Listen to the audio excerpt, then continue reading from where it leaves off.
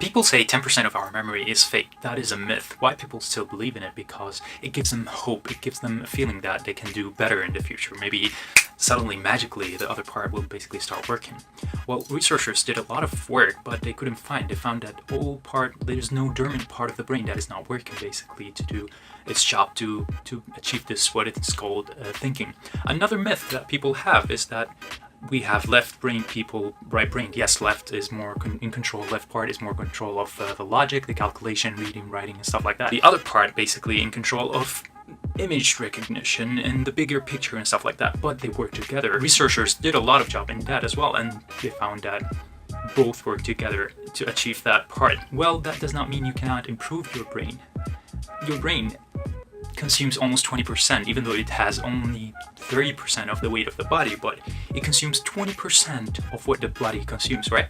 So that means you have to eat properly, you have to exercise, you have to know that your memory, your brain is basically like a muscle that you have to exercise it, you have to challenge it, you have to give it more.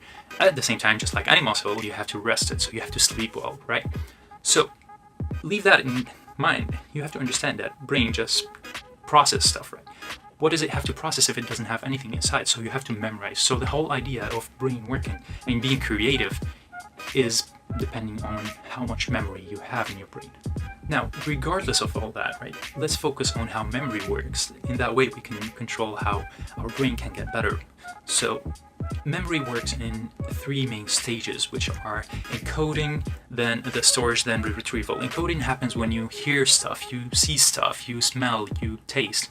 This all goes as inputs, right? And then the body will, like your brain, basically have to transform that into a set of data that your brain can understand, which most of the time is acoustic or something like that. Anyways, I'll link it below so you guys can see it. Now, the biggest challenge that people find is the storage part, which is inside the second stage, inside the short-term storage. Now, your brain takes the stuff, it stores it temporarily, and then it takes it to the long term. This transition is very critical, right? Because not everything gets dumped to the long-term memory. Why? Because just your brain does not prioritize that certain data. Now, how to make your brain prioritize those kind of data, you have to maybe think of another ways to memorize stuff. Read data in different ways. So instead of seeing someone and remember the name, try to link that name with something that you already know. That means it gives your brain more context to it. That brings me to the main point, which is the more you have context inside for certain data, you can understand it or remember it better.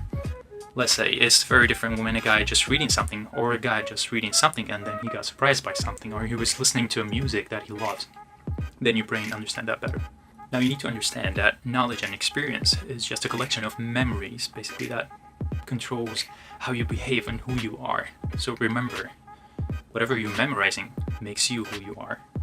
Have an interesting day.